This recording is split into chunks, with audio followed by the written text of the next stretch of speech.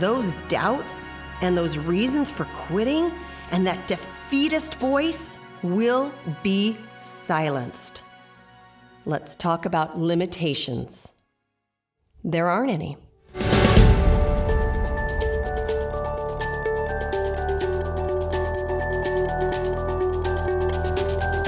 You're serious about this? I am. I'm going to do it.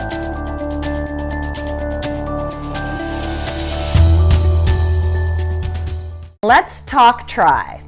Okay, I'm sitting here in what I call my office because this is the corner of the garage where I keep all my gear. And gear is kind of a big deal when it comes to getting started in this sport. Okay, first of all, you want to do your first triathlon, and that is so great to hear. But what you need to remember, baby steps. You've got 3 sports to figure out, and I want you to start small.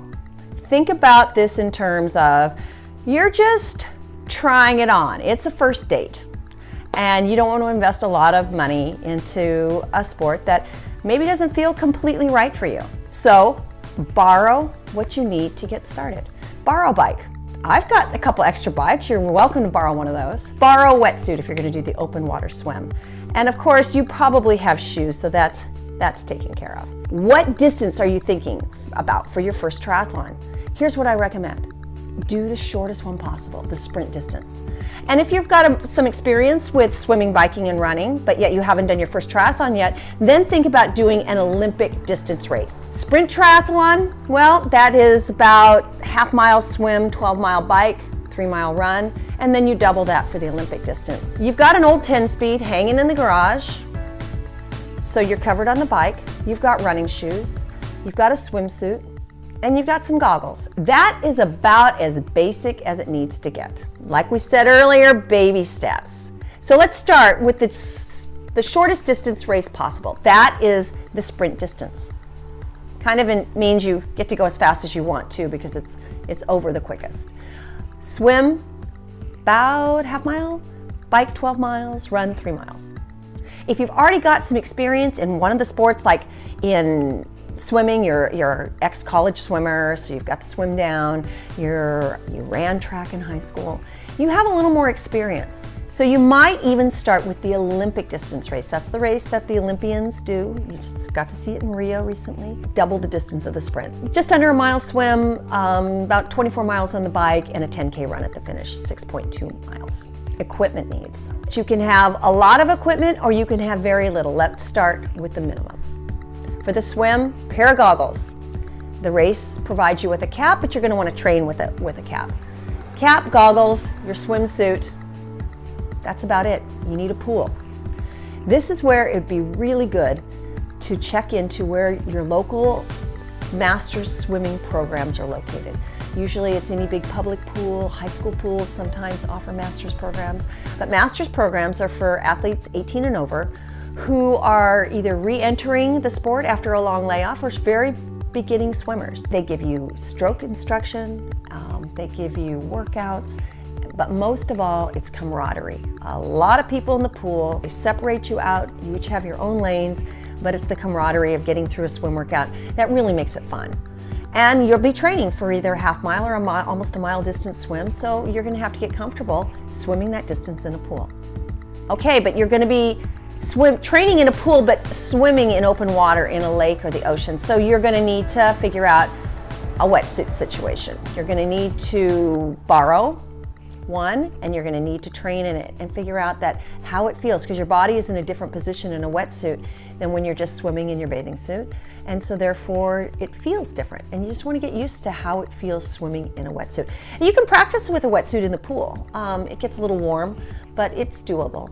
So if you're going to borrow somebody's wetsuit, just make sure that you don't, you put some nice Glide. It's a product that's made specifically to keep you from getting rub spots from the collar of the wetsuit. Okay, so you've got a little Glide on, you put on the wetsuit that you borrowed, and you're taking it out into your local lake for a swim. Please use the buddy system. This isn't something you do alone. Now we've got to think about moving on to the bike portion.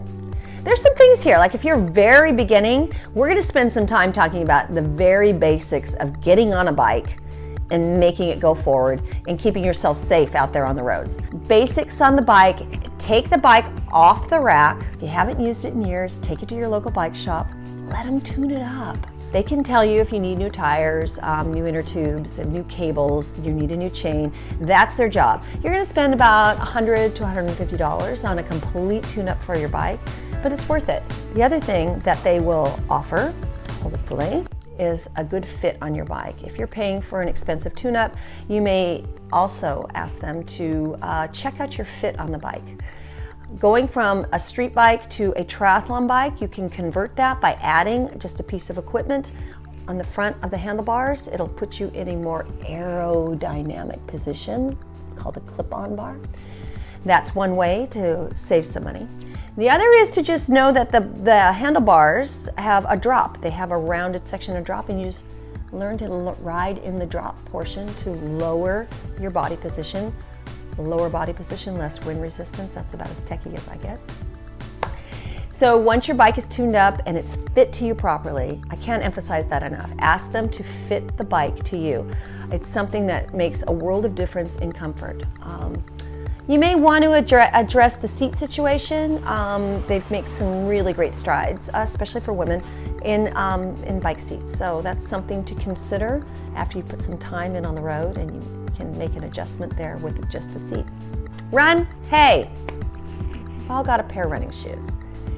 And if your running shoes have been sitting around for a really long time, cobwebs, we're talking, baby mice, why don't we suggest that you get a new pair of running shoes? I can't emphasize enough how much Hoka has helped my running. Hoka One One is just a shoe that was developed to really address comfort for the runner, and more comfort and more cushion, knees and hips, especially as an older runner. I found Hoka is an amazing product to check out. So a piece of equipment, if you're gonna have to buy new running shoes, please go online, Hoka One One, and check them out and see if that might not be a good fit for you. Baby steps: swim, bike, run. Have fun. And remember, get off the couch, get out into the world, and discover what's possible when you try.